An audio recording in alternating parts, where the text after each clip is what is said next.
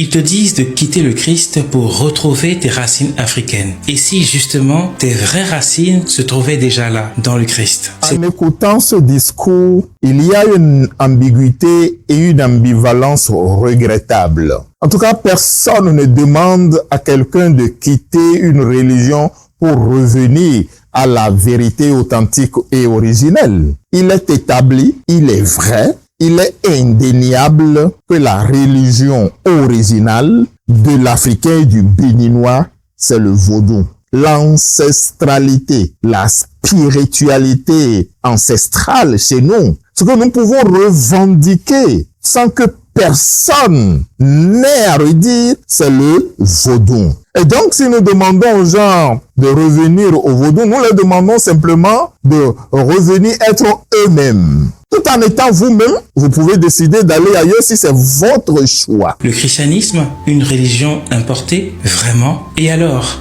l'Égypte, l'Éthiopie, les églises africaines du 1er siècle, l'Afrique ne fait pas une nouvelle découverte de Jésus aujourd'hui. Je le dis clairement. Elle se souvient plutôt de celui qu'elle a accueilli il y a 2000 ans.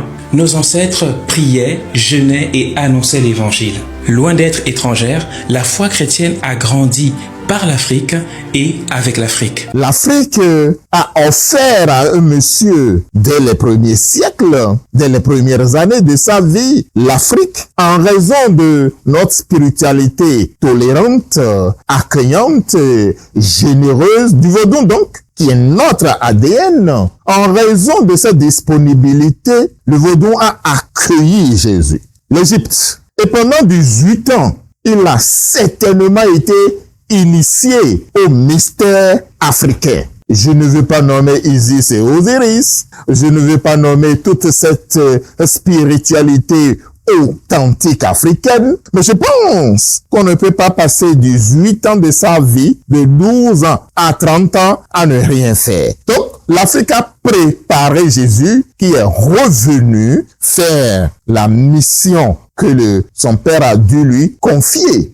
Ce faisant, ça ne fait pas de sa religion la religion africaine. Ne dites plus ces choses-là. La religion authentiquement africaine reste et demeure le vaudou. Et en le disant, nous voulons simplement que chacun de nous, chaque Africain, retourne à sa source. Revenir à sa source, c'est se donner les bases et les moyens de bien vivre.